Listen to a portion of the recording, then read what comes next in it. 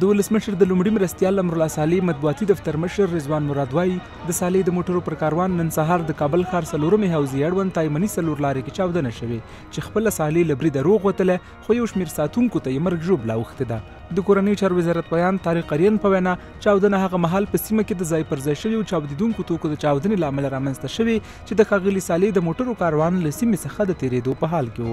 آریان وایي په پیښه کې زیات شمېر ملکي وګړو ته مرګ ژوبله اوښتې که از اثر رزی متاسفانه بیشتر از 10 تن از هموطنهای ملکی ما اینا کسایی بودند که در اطراف نمی رویداد کسب کارا بودند به شهادت رسیدن و 15 تن به شمول شماری از محافظین معاون سباور ریاست جمهوری مجروح شدند. تر پیښې وروسته امرالله صالح په یو ویډیوي پیغام کې ویلي چې د نننۍ چاودنې له امله یې لاس او مخ ژوبل شوي دي. هغه وایي زموږ مبارزه دوام لري او زه د افغانستان د خلکو په خدمت کې یم. مبارزه ما ادامه داره و ما در خدمت مردم افغانستان هستم. این حالت که امروز بالای ما صورت گرفت، قوای امنیتی ما هر ثانیه هر دقیقه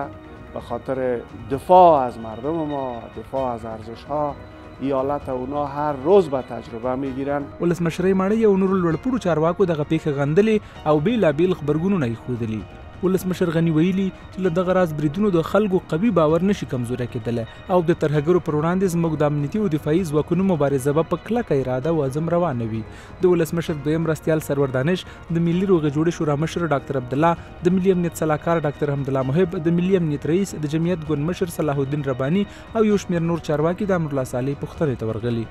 د پښتون ژغورنې غورځنګ مخکښ غړي محسن داوړ هم پر صالح نننی برید غندلی او ویلي دي چې دغه ډول بریدونه په افغانستان کې د سولې د دښمنانو لخوا ترسره کیږي. د طالبانو ویان ذبیح الله مجاهد وایي چې د کابل نننی برید د دوی کار نه ده. تر اوسه د دې برید مسؤلیت چا پر غاړه نه دی اخیستی. دا برید داسې مهال کیږي چې امرالله صالح 2 ورځې مخکې له یو خصوصي تلویزیون سره په مرکه کې د افغانستان ځمکنۍ بشپړتیا څخه کلکه دفاع وکړه او پېښور یې د افغانستان ژمنی پایتخت یاد کړ.